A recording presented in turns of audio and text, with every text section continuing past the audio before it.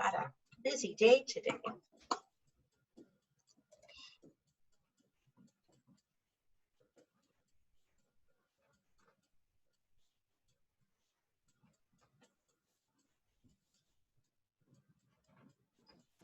Elaine, Yes. may I ask a question? Did Yeah, you sure. send reminders out today, this week? Yes, Jim sent them out because Sue is away. And I think, Jim, you sent them out 2 days ago? On Monday, yeah. Monday afternoon, I think. Yeah. Yeah. Okay, thanks. I'm not sure whether I've got it, so I'll just double check and see whether my name got unsubscribed or something. Anyway, no problem. Okay, just let us know. Yeah, thank you. You're welcome. So welcome, everybody. It's great to see all of you again. And I think we have somebody visiting us from Florida. So this podcast is going bigger and bigger every week. And we're getting participants from all over Canada and the United States. It says, check your spam junk mail file. That's where I found this week's email reminder. Okay, so one of our participants noticed that hers had gone for some reason to spam or to junk mail. All right, so today I'm going to do maybe half of the session on one of the fears that is commonly found associated with perfectionism and therefore procrastination. And that fear is the fear of control. Mostly being controlled. And I'm going to ask people, even though you don't perhaps have an awareness that you might be playing into this or this might be a factor for you, I'm going to ask you to kind of open your mind and just see whether at any level it's possible that this is a factor or a part of a factor in your any habits you have that cause you to procrastinate or delay, because what it really means is that resistance, that desire, and we all have that desire not to be controlled. We all have our own individual level of need for control and predictability. So there's nothing unusual about that. But when it gets in the way, when it's a factor that is slipping in under our awareness, then we're kind of reacting to it. What it actually means is that if you are using procrastination, even though it's not deliberately or delay, in order to resist those feelings, it really means that you're totally giving up control. You have no control, because it means that you are giving your power and your authority and your independence and your autonomy away. Now you're reactive rather than proactive. So you're not driving your own bus. It's that resistance. So whatever's happening out in your environment, all right, whatever incidents today, tomorrow, whenever happen, whenever the committee in your head says, oh, you should do this, and you resist, that is an abdication of your own autonomy and your own right to decide what you're going to put your time, your effort, and your life force into, and what you're not. All right, so let's get you driving the bus. And what's our motto, everybody? Live forward. Don't drag the past along with you, right? Because you've got to make room for the future, your future. You deserve it. So I'm going to work from notes today because I'm drawing heavily on Dr. Jane Burka and Dr. Lenora Ewan's book for those people who haven't got a copy or haven't yet got a copy. If you know that procrastination is a factor in your day-to-day life, or at some points it kind of intrudes on your ability to meet your own personal desired goals, I'm going to ask you, just do yourself a favor. Get the book. It's called Procrastination, okay? Why You Do It and What to Do About It Now. And it's by Dr. Jane Burka, Burka, and Dr. Lenora Ewan, Yuen. Okay, and it is my Bible on procrastination. So I offer some thoughts from that, and I'm going to actually try to get Dr. Burka to join us one day. I'm very excited to say, I did a PR podcast for a psychiatrist in the United States and last week. And he is a trauma specialist, and he's going to join us one podcast later on in the summer. Okay, so we've got some really expert people who are going to add to our body of knowledge, and therefore the options we give ourselves. Okay, let me just get started here now. So the perfectionistic mindset, let's not even say it's necessarily who you are all the time, but maybe you bump your head on it, or maybe you're just aware of it from time to time, even just in certain circumstances. It doesn't have to be all the time.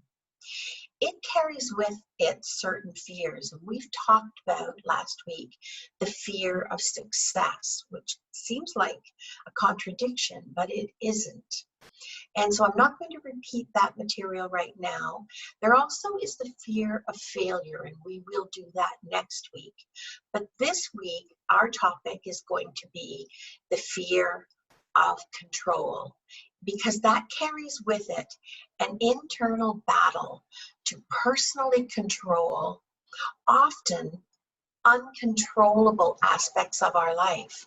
One of our a key element in living a balanced life, having healthy boundaries and limits, is appreciating what we actually have control over. We have influence over many things, but we don't have infinite or sometimes even a great deal of control over things that are inherently uncontrollable. And so if we delude ourselves that somehow we can gain control, you're spinning your wheels, folks, all right? If you don't have control, you don't have control. So let's do the next best thing. Let's build mindfulness and awareness into what our options are and keep them open. Don't become a reactor, become an actor. All right, I said before, we all feel the need to have some control over our lives, and that need is individual to each one of us. It's not the same. Your need for control and influence, and my need for control and influence and certainty. We all have our own particular need for predictability and certainty. Okay, but for our personal and social functioning, it's also really important that we be able to follow rules, whether those rules are actually our own, all right, or we're accommodating to the requirements of others who have a right to ask us to accommodate. People who are particularly sensitive, all right, to feeling controlled may resist against rules and requests for accommodation, and then they're at a high risk for procrastination becoming the way to feel that they are in control. This can be particularly evident and particularly common among people who had, what do they call them, helicopter parents, where they're kind of flying over them all the time. They are involved in knowing every aspect of what you were doing, what you should be doing, trying to heavily influence you, even as a child, as an adolescent, in their expectations for you, and you felt managed, you felt reviewed, you felt oppressed. And you didn't get a chance to make mistakes, bump your head, and learn from experience. You weren't given that opportunity.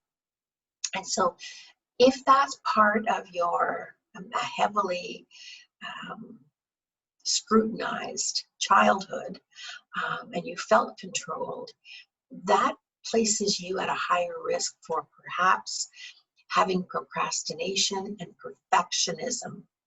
All right, there's a linear relationship between perfectionism and procrastination, and you could be at a higher risk for this default reaction in order to believe you have control or to feel you have control when you really don't. All right, so as you consider your own procrastination habits, how much do you express your independence and your unwillingness to compromise, or experience the need that no one can force you to act against your will?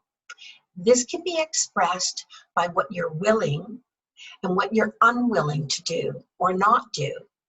All right, the schedule of doing tasks, even the resistance to your own personal sense of the way you want to live, and how hospitable and nurturing you really want your environment to be and be maintained, even just for your own day-to-day life. Procrastination is a way to say, no, you can't make me do this. So even if you grew up with expectations set by your parents, these were the rules around your home, and it had anything to do with maintaining your room or the jobs you needed to do, your chores, or other things. Okay, it can be generalized from doing homework to the way you were allowed to interact. Were you able to go out with friends? What kind of leeway did you have to learn from mistakes? So sometimes you can, okay, one of the voices on that committee in your head can be your own. You actually do want to maintain your environment. You actually do want to be able to pay your bills on time. You actually do want every year not to have a major crisis when it comes time for income tax filing, and you haven't kept anything in even good enough order. It's that it doesn't become a crisis. Sometimes we are resisting our own rules because we associate them, our own desire to be more organized, to be more regulated. All right, we see the merit of that. We want a home that's hospitable. I spoke to a woman from Nunavut yesterday, and that is very much the situation. As soon as she moved into her own accommodation, she was living on her own, normal habits that she had carried out on a regular basis as part of a family suddenly disappeared, and she didn't understand why that happened. So we talked more about it. And we found that sometimes, even though we want to have that environment where we can invite our friends in, where our children can have their friends in, where they can go to sleepovers and accept birthday party invitations, because the children are allowed to come back to your house, sometimes even when it's our own, it's just got too much of a flavor that we're being obedient in some way, and that we are still in some way having to jump through someone else's hoops. The lessons and standards that we learned as children at home, which we now acknowledge, keep our life more on track and more manageable. They stop being done regularly enough. Nothing's perfect. Okay, nobody says what you need to do has to be done every moment of every day, but regularly enough to keep life on track. All right? Did that happen when you started to live on your own? Suddenly it became kind of a banner of independence and autonomy? Because you'll do things when you're good and ready. Is that any level you're saying to yourself? Not when somebody else or somebody else's rules demand it or require it. And sometimes what you're doing is you're just resisting your own voice as well as their voice in your head. Maybe you don't return people's messages as a way of just not being controlled. Maybe you find it an irritating intrusion. Maybe you don't pay your bills on time. Maybe overtly you don't have any intention to procrastinate. You don't at any level believe that it's got anything to do with being exempt from rules. But I do ask you, if it is a persistent problem or it's a chronic problem, have a look at it. All right? Procrastination can become an unconscious strategy to fight the battle for control in a way that resisting gives us power, that makes us feel that somehow we have more respect, more independence, more autonomy. Misguided, but nobody's controlling us. We'll do it in our own time, in our own way, and we will pay the penalty. Fighting a battle through procrastination might have become automatic. Maybe you've lost track of what you are resisting from. And it's a reflexive way now to defend yourself, your priorities. You'll do something else with your time and energy, and you'll get around to those bills. You'll get around to filing well enough your forms for next year's income tax. Is there any possibility that you may not even be aware that you're doing it? I'm not trying to talk you into it, all right? Not everybody does this, but if you do it, all right, you don't have the power you think you do. Let's reacquire that power and sense and real autonomy. Since using procrastination to be in control may or may not be conscious, are you willing to take some time now to consider whether it might be a way that procrastinating is giving you from when you're expected to comply with rules? So it's not all procrastination, but maybe it's about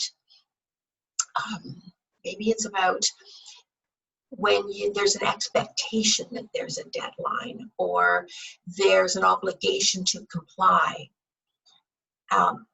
Is that something that you may be more sensitive to, more reactive to? Have you normalized and simply accepted the costs that you're paying as insurmountable, unavoidable? How does procrastination impact the people around you, especially your relationships? Those who are the closest to you are more likely to pay a higher price. Partners, children. If you don't have a partner or children, fur babies. Are your fur babies are your children, are your friends getting access to you and that social reciprocity, that relationship reciprocity? Or is some of your energy to be part of a relationship interfering because you're procrastinating, even if you're doing it unconsciously? Are they being inconvenienced by your delays, constantly being late, constantly not being able to find things?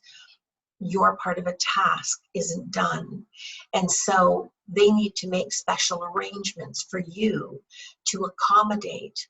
They need to make special arrangements to themselves too, to handle the unpredictability that these delays or this loss of material, this loss of information, this loss of time.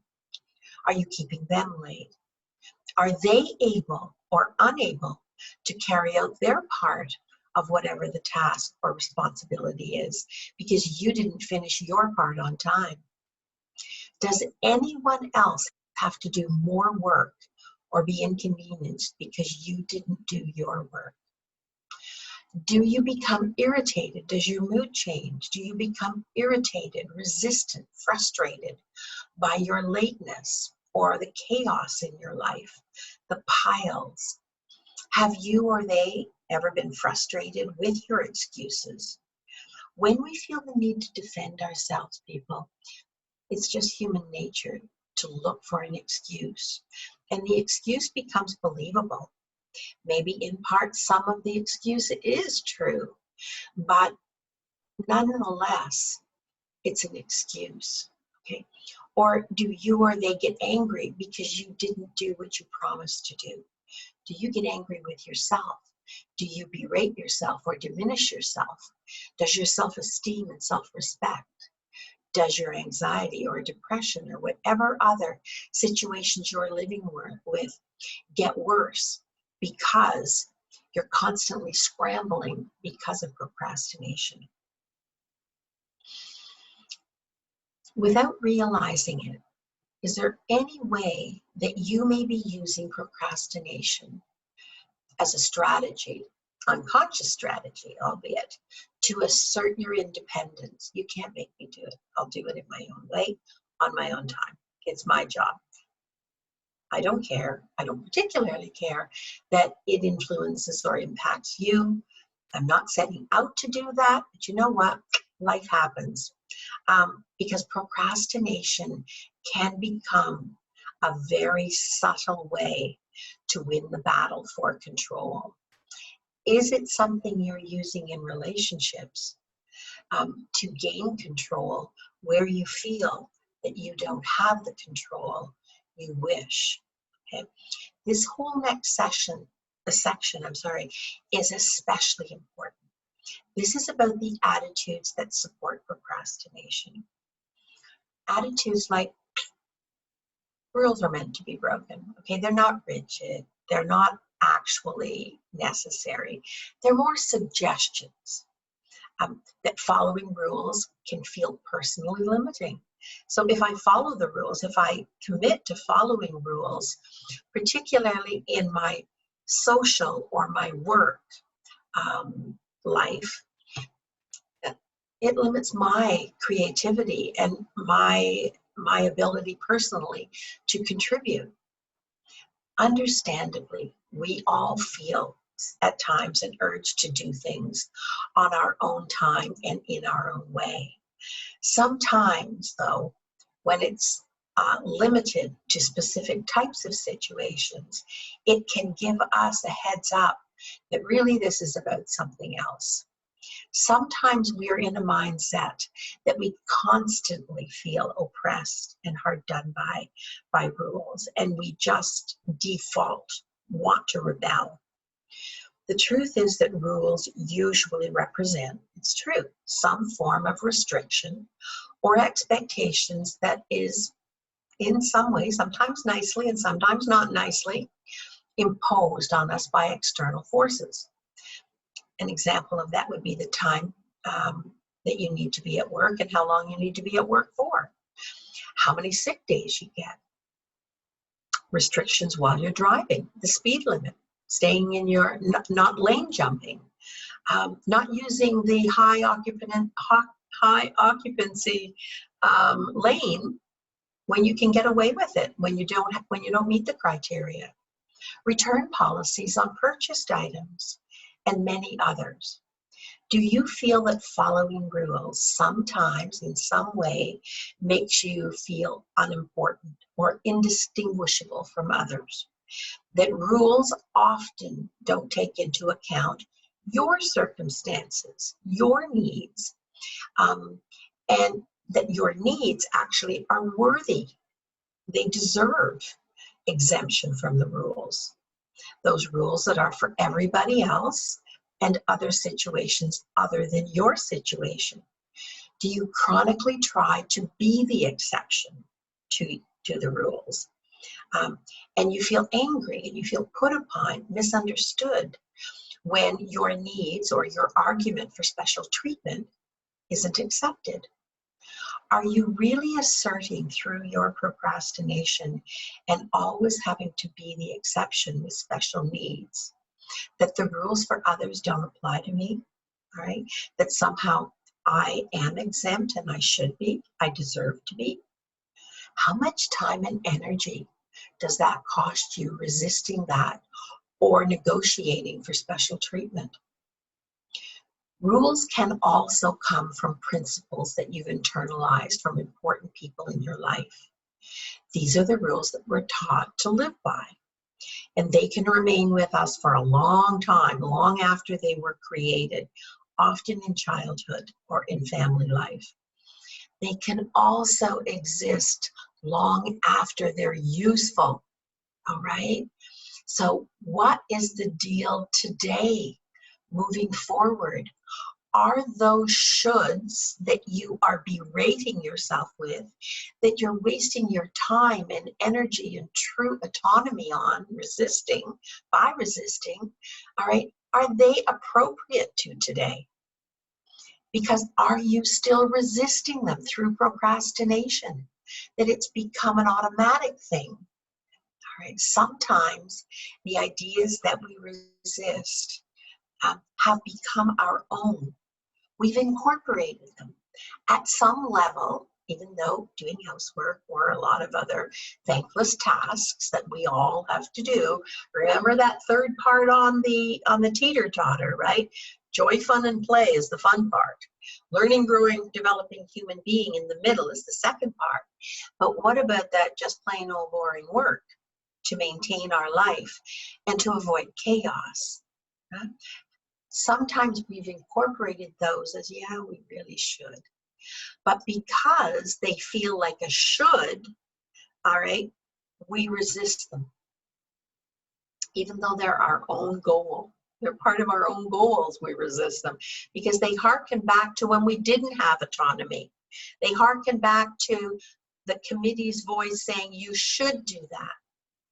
When a project you choose to accomplish for your own reasons, like cleaning up the piles, like maintaining flat counter spaces, other flat surfaces, like putting out recycling, like a lot of other day-to-day mundane things, hanging up our clothes, doing the laundry on time so we don't have to fish through for clean undies or whatever else, okay? Sometimes when a project we choose to accomplish for our own reasons becomes disconnected from that desire we have, okay?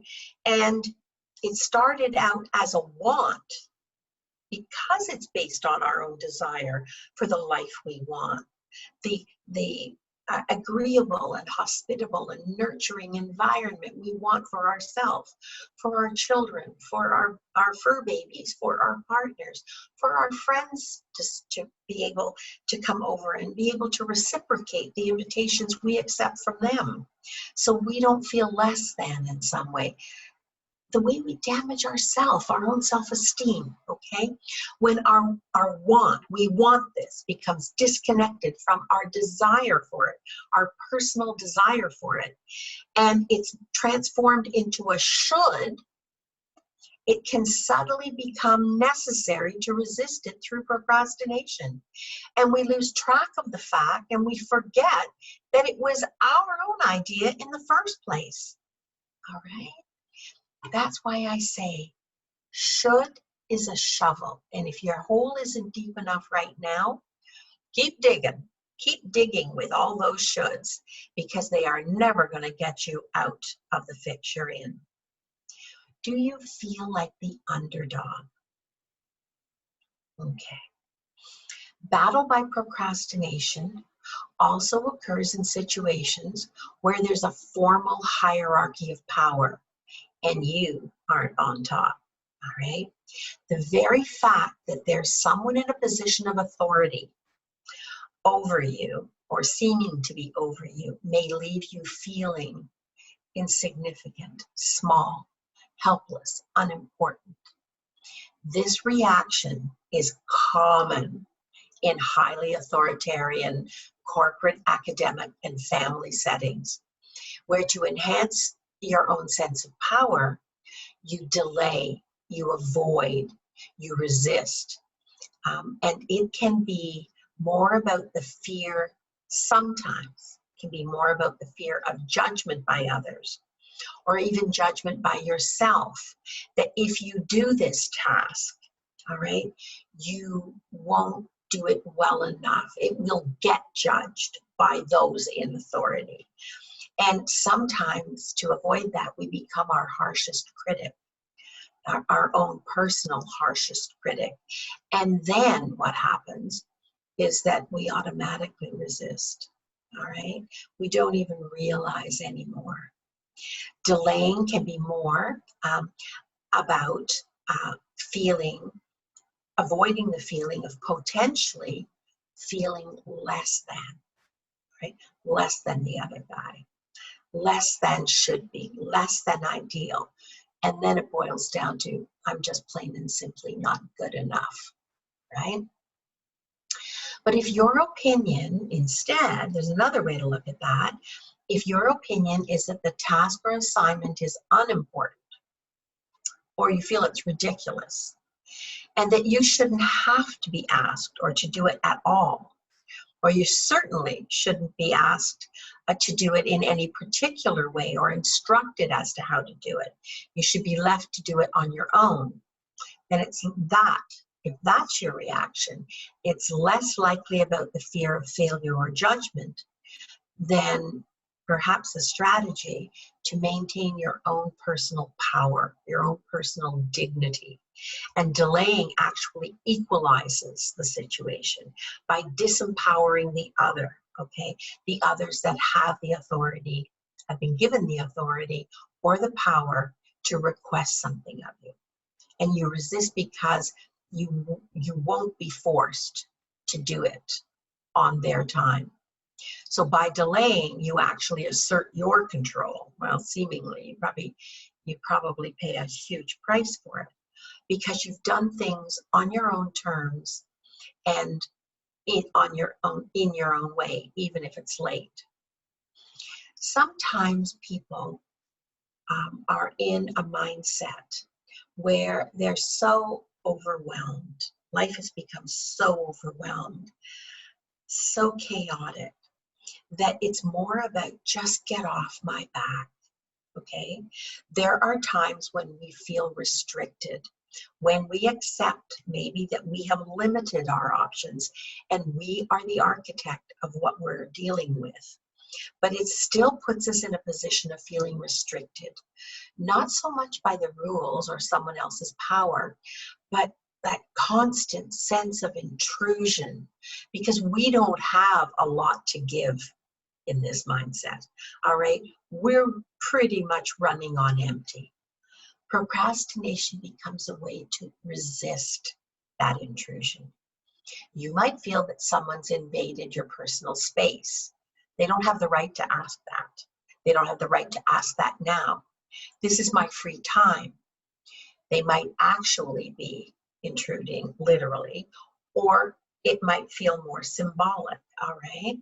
This is my information. You don't have the right. You know those phone calls you get after you've worked all day and you've just sat down, you've just made dinner, maybe you've just cleaned up, and the phone starts ringing and it's cold calls. That's the type of symbolic, okay, where they're intruding on your peace of mind time, your own downtime. Sometimes we can't think of a credible reason not to comply. It seems like a reasonable request. We just don't want to, and we feel intruded upon. The imposition is on our free time, and more importantly, when we don't have enough of it, our available energy.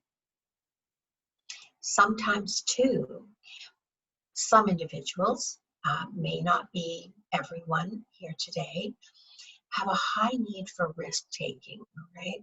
We all need those little jolts of joy. We all need those feelings of excitement. And some people express that. Some people have a high need for adrenaline rush, all right? Sometimes procrastination can increase a person's enjoyment of danger and risk. Are you one of those people? Okay, people who love to risk describe the thrill of being on the brink. They feel elated, all right, absolutely full and elated and energized when they take a thrill, and then they take that thrill right to its limits, okay, and they emerge victorious. They win that round. Gambling is a good example of that. They might get the thrill from chronic retail therapy, all right, which in the pursuit of a little bit of excitement, a little jolt of joy, They risk their financial security because it's more about, can I get away with it? Will my card clear? If I balance this, that, and the other, can I have that? Playing the stock market, especially with a higher risk absorption than you can safely tolerate. Other high-risk behaviors like gambling, recreational drug use. In Canada, marijuana has been legalized. There's a downturn to that, however, and that is that even though there are different opinions about how habit forming it is, when you use it as a method to relax, to get away from things, to come down from busy, demanding, unfulfilling, unhappy times, and things like jobs that people aren't very happy at. You get home from work and it's your out. That becomes habit forming. And then it's not enough. Then you have to move on to the next highest risk and the next highest risk.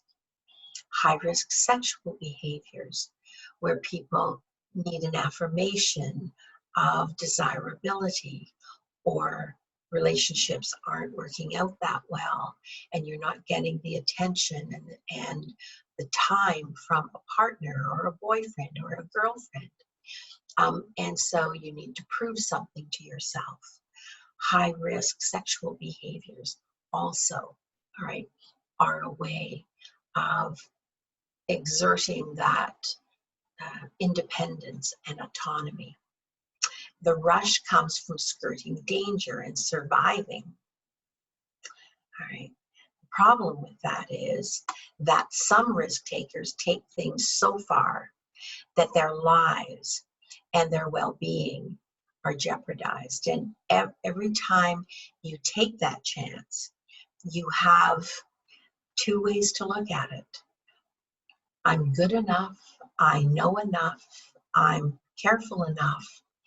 And whether it's the stock market or drugs or gambling or high-risk sexual behavior, it's all the same thing. Driving your car too fast beyond your ability to really maintain it and control it. Those behaviors, you need to continually increase the risk to get that same rush, all right? So procrastination and perfectionism can be a way to exert that as well. The problem is that it feeds the appetite for more. Okay, so if there's any part of that that resonates with you or someone you love, all right, get them the help, get yourself the help you need to get off that runaway train. There's also revenge procrastination. If you feel hurt or angered, slighted or betrayed by someone, you can use, it's a handy tool to retaliate, procrastination. At work, in social relationships, and at home, if you don't get enough of your most important needs met. Remember we talked about A needs, B needs, and C needs a few podcasts ago? That's why. You need to know what they are, because the people around you can't know you as well as you know yourself. If you don't know what your needs are, your most important needs, is it any surprise that they're not being met? Maybe you're not giving out the signals. Maybe you're busy in a negative behavior, retaliating or resisting or reacting, rather than explaining and setting healthy boundaries and limits and doing the work and communicating in a healthy way that allows you to get your most important needs met. Because there will never be enough jolts of joy, people. Never. There is never enough retail therapy. There is never enough gambling. There is never enough hash or marijuana or drugs or other shopping, even just plain shopping. There'll never be enough All right, it will never meet your true needs.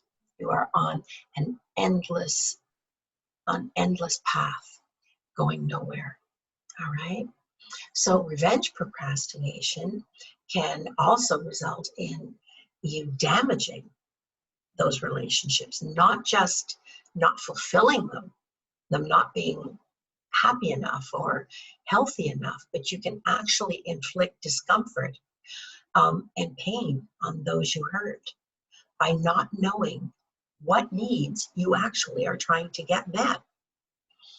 So we're going to wind up with this one. And then I'm going to open things to the chat room, and I'm going to take questions and answers from people. What about a battle with reality? Have you ever thought that procrastination and perfectionism can be a tool to battle reality? Are you someone who rails against, even in your own mind, your own quiet way? Railing can also be that you just never, ever accept the point, and you keep banging your head on the same wall, all right? Are you someone who rails against what has happened because you are unwilling to accept that what is? Can you not stand limits? Do you rail that you know what's right, all right, and that whatever happened shouldn't have happened, and you can't stand the control that others who are involved in that somehow change the outcome, because what should have happened didn't happen because you know what's right? We can't stand that, and we don't feel safe. And we realize that if we don't have control, all right, we're not going to be rescued. Sometimes people invent how they think things should be, and then they live according to their vision as if it was reality. Some people just cannot accept the facts of their situation, so they don't adapt to it. Adaptation is control. It is healthy. Some people, all right, resort to procrastination as a method to fight against the reality they don't like. Autonomy is another mindset. Procrastination is well and truly about one's independence. It can be a way of saying, I'm my own person. I can act any way I choose for myself. I don't have to go along with any rules or demands that I don't make and I don't want. Okay, I can resist controls. I try to persevere to maintain and establish my sense of individuality, okay, because I feel afraid, I feel threatened, I feel less than, I feel insignificant, I feel like I am invisible if I don't have my reality reflect what I believe reality should be. Some procrastinators measure their worth by their experience of failure or success. Okay, and they rely on those feelings of success, of being in control, of controlling the environment as an affirmation that they're safe and they're autonomous. It also is a primary way that they establish and maintain their sense of worth, their self-esteem. When we understand that procrastination is really a battle for more control, okay, and that it's not just about control, it's also a battle for self-worth and self-respect, we can understand better why losing the battle evokes such intense and powerful fear, and why these procrastinators are stubbornly resistant to change. If your sense of worth is based on your ability to defy, avoid, or slip away from needing to comply with the influence by others, in every encounter, you will take an exaggerated reaction, an exaggerated step that allows you to save yourself. The problem is, when you do that, when you get into that reactive mindset, the single smallest defeat can leave you feeling that you're compromised and that your ability to be autonomous as an individual is threatened. Okay, and then life becomes a never-ending battleground, fighting rules or avoiding them, arguing about everything or anything, or asking for special consideration. In the back of your mind, you may be always assessing who's stronger, who's in control, who has the upper hand.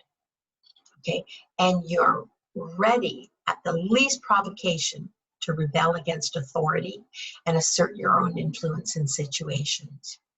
So let's open this up now to people in the last 15 minutes and just see who relates, what you think about that. Different mouse. All right. Okay.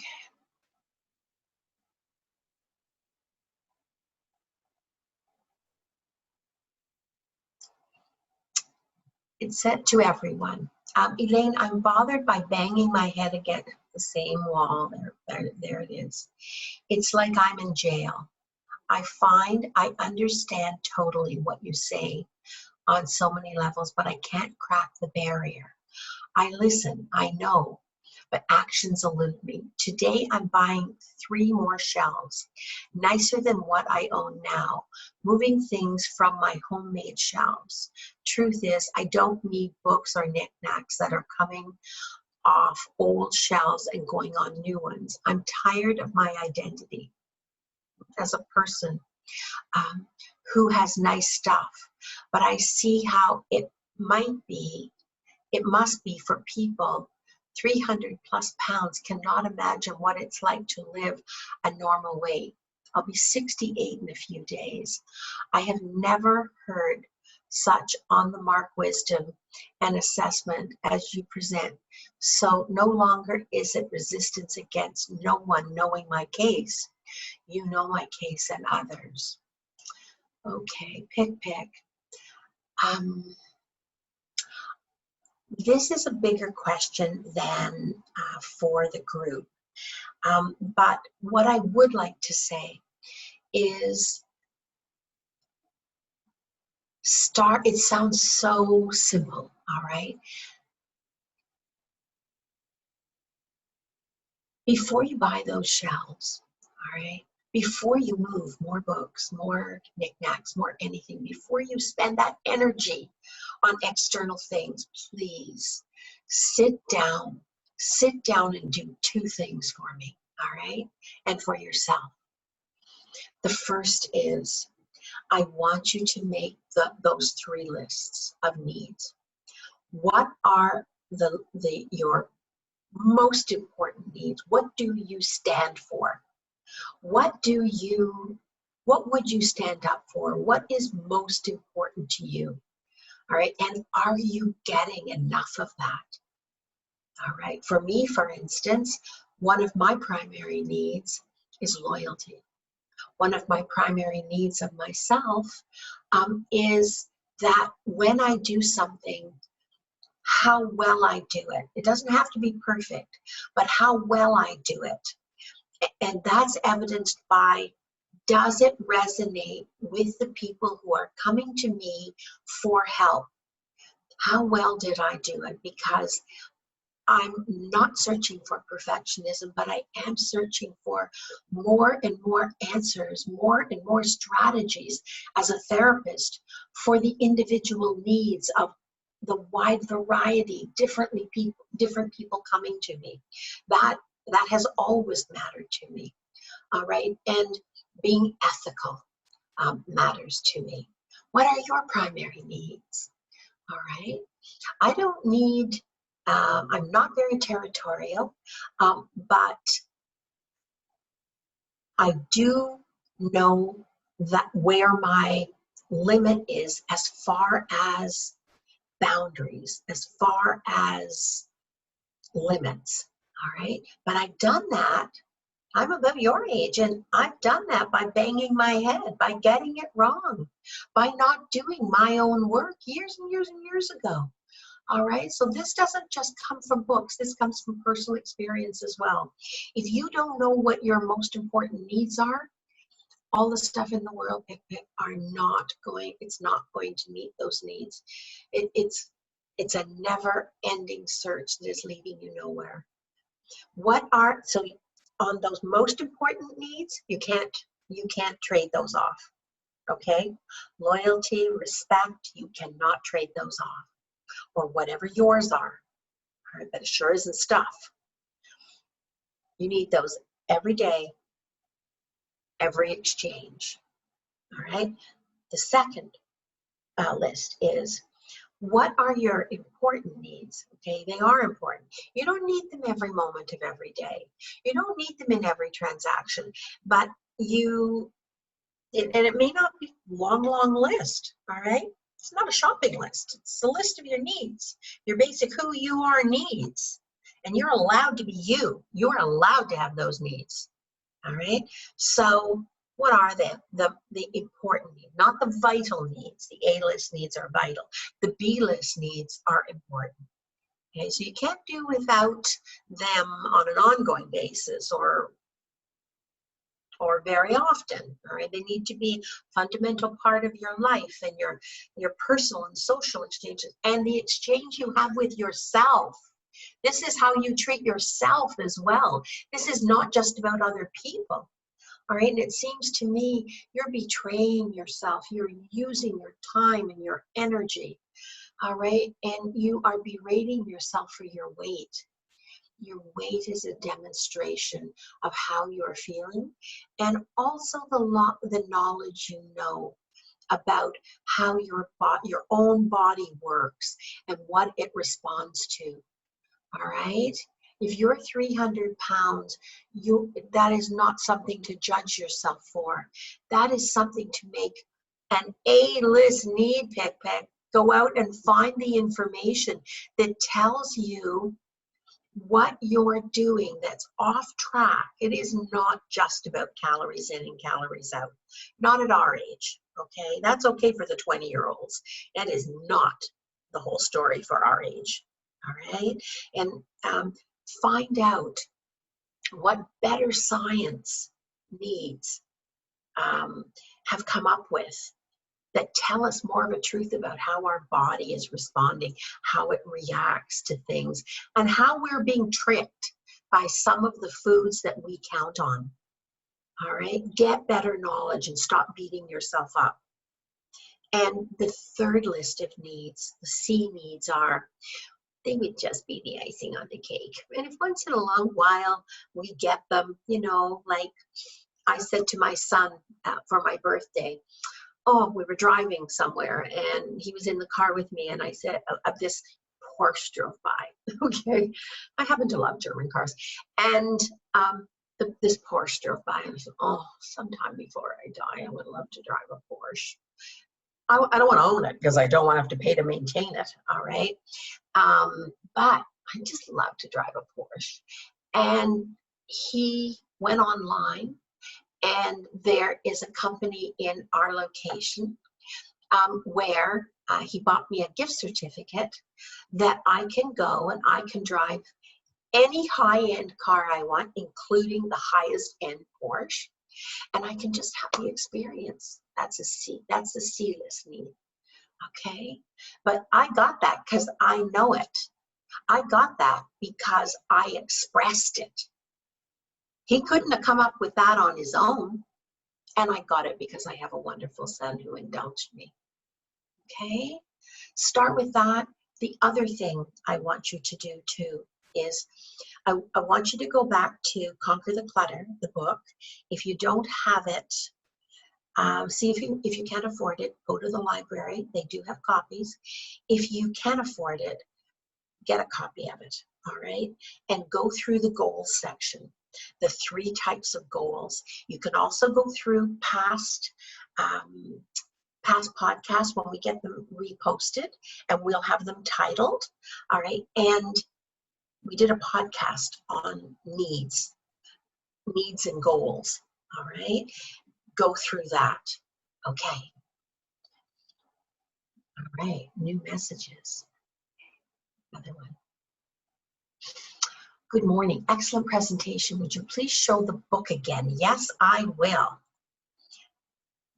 Here it is.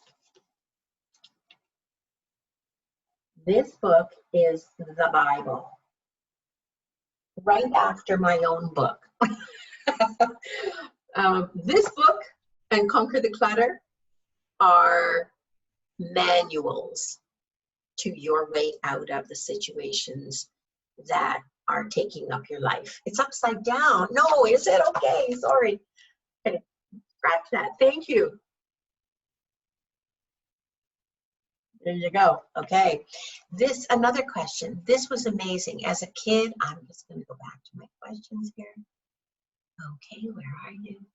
This was amazing. As a kid, not being, yes, yeah, I find this a lot. As a kid, not being allowed to learn from mistakes has been a hindrance, not a kindness, which contributed to, yes, years of being ineffective as an adult. Well, don't call yourself ineffective, all right? How can you know it if you don't know it? And how do you know how to do it if you haven't got it wrong? That's how you learn how to get it right. If you don't have somebody standing over you all the time, and their way may not be your way. We each have our own skill set, our own way of approaching things and understanding it. I'm achieving more personal success now, but I still have found this vital information to my self-awareness on what has made me to procrastinate. I love your book so far. Thank you. Thank you. Thank you so much. All right, back to more. There were 7 new messages. Where are they? Further up, maybe? Jim, there were 7 new messages. Where are they? Well, if you scroll down to the bottom, you should. Oh, okay. Okay, they had disappeared there.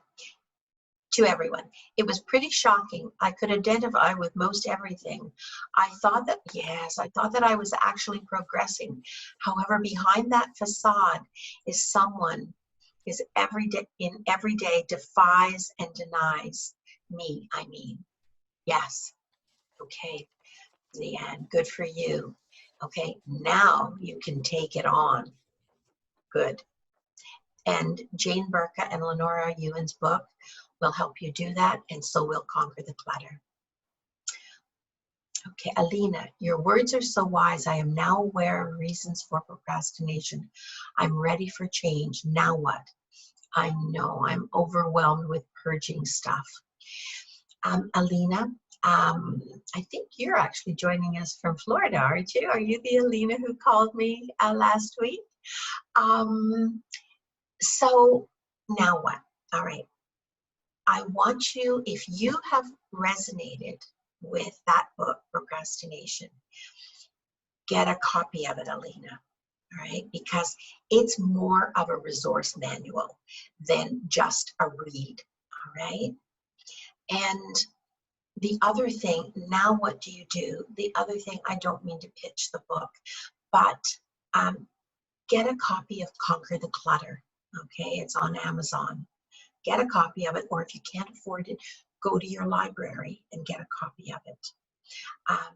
And start working through it before you start to purge, because that state of being overwhelmed is the first thing you need to undo. Right? That state of being overwhelmed here. Overwhelmed is here. It isn't about overwhelmed on the floor with the stuff. It really, truly isn't. And until you get the sense of overwhelmness up here better managed, you probably are going to waste a lot of time and energy trying to make decisions that your brain isn't going to help you make. All right? So get those 2 books. That should be your first priority. Get those 2 books. Start with Conquer the Clutter, because you've mentioned purging. And then every time you have extra time, delve further into the procrastination book, all right, by Jane Burke and Lenora Ewan. And the one thing, though, that the caveat to that, Alina, is make sure that there is nothing combustible close to heat sources. That's your stove, your furnace, your hot water tank. You have a free, clear electrical panel, access to your electrical panel. You have 2 clear, make it minimum 3 feet, all right, pathways from your front entrance to your back exit, so that in case of fire, in case of accident, first responders can get in to help you, and also you can get out, all right? If in the kitchen there are things on either side of the counter that are combustible or that could become flammable, like fats, move them further away, okay? Do use the Conquer the Clutter risk assessment chapter to find out if you're living with actual risks or hidden risks. Okay, safety first, health a very close second, and happiness a very, very close third. So next, from Lynn, I had never realized the link between growing up in an authoritarian family with a narcissistic mother. Narcissistic, okay, means I come first. I always come first. And I will use some pretty unhealthy mechanisms to deny you time, space, and attention, because it's all about me. All right. And the resulting procrastination and perfectionism, anger at authority. If you grew up in an authoritarian home with a narcissistic mother, that was a sane reaction, Lynn. All right. It's just you don't need it anymore. All right. You don't need it anymore. You deserve a lot better than that, because it keeps you reactive. Being my harshest judge, I don't question that at all. And critics, self-sabotage. Thank you for that huge ha-ha moment. You keep going. You keep going, Lynn. Okay. Mary to everyone. What if opening bills, not researching, cheaper phone plan, doing taxes feels more about fear about not having enough money? Yeah, that can be. However, here's the deal, Mary. All right. At the point that resisting opening bills, by the time it's a bill, you already owe it. All you're going to do is spend more money on penalties. Open the darn bill. Okay, the money's owed. If the money's owed, we need a plan to back you up to working on the consumption that resulted in that bill, right? All right, leaving the bill unopened is not a strategy. Just take $100 out of your purse or your bank account, put it in the middle of the kitchen table and light a match to it. Okay, because that's what you're doing when you don't face reality. Open the bill. If you can't pay it, call them immediately. Call them immediately and tell them that you're having some financial trouble right now. Make the minimum payment. Or if you can't even make the minimum payment on all of them, call them. Tell them you're having some financial setback and negotiate for what you can pay. Don't promise more than you can actually manage. Doing taxes. If you end up owing money, all right, you're going to be paying a penalty and interest on the unpaid taxes. The only time you're not going to pay that penalty in Canada anyway is if they owe you money. But there's the money you need to pay the bills. It's not a simple task to turn around, but it's a simple task to maintain. All right? And so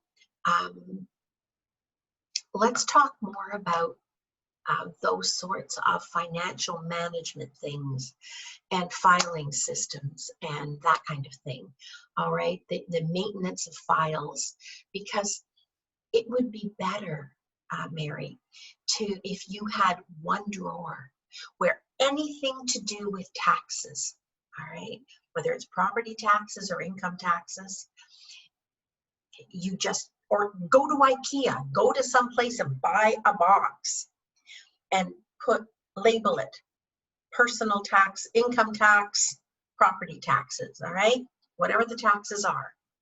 And any paper that comes into your hands, open it, take out the flyers, throw them away, throw out the envelope, and read it, all right? And put it in there. And then when it's time for tax season, put the lid on the box, take it to H&R Block, take it to somebody and pay them whatever it costs you to get your taxes done. All right, you're saving interest that you're going to pay on penalties, and you're getting the money that you deserve. All right. Okay. Sorry, Pick. I didn't mean to. I must have misread. I'm not 300 pounds, just 40 pounds overweight. Okay. But my stuff is a ton. All right, I understand. And I think becoming less bogged by stuff, yes, it does. It's like changing myself into someone new. Yes, if I lost 40 pounds, but also if I lose those collections, who would I be? Just to clarify, thanks for what you said, guest about A and B needs. You're amazing. I can afford the book. I meant to get it weeks ago. Oh, you procrastinated, Pick. Today I will. All right, who would you be without those collections? First of all, Pick, no one's saying all the collections have to go. No one's saying that. All right. I wish I could show you. I wish I could show you right now. In fact, next week I'll figure out how I can do that. All right. But I keep the things that are the most important to me, that give me peace and that give me love and meaning and touch me. I keep those close to me. And on the back of my office door here, I have the whole length of the door. I have a whole selection of pictures. They're just tiny little snapshots of events in my life, of people in my life, of achievements, maybe my children, just achievements aren't necessarily they won the Gold Cup. It could be they were sitting at home with their friends and having a good time. The whole back of the door is covered with that because my children have grown and left, and my grandchildren have grown and left.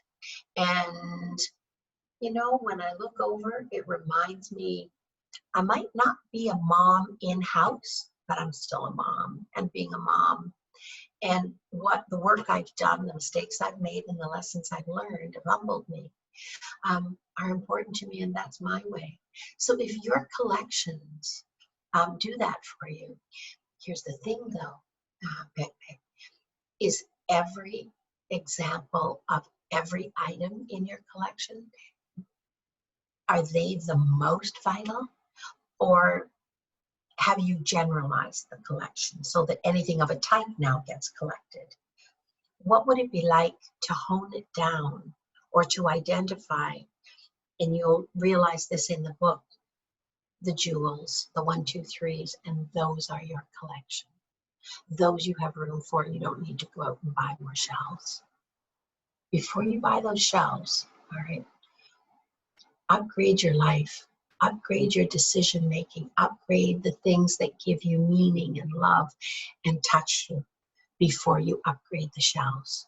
Okay, spend your time and effort on that this week. Okay.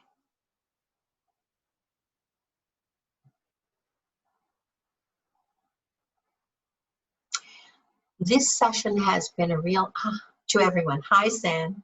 This session has been a real eye-opener for me. I can finally identify that lifelong niggling inner voice that was trying to get noticed It's been pushed down, yet had to find an acceptable way to be heard, acceptable in quotation marks.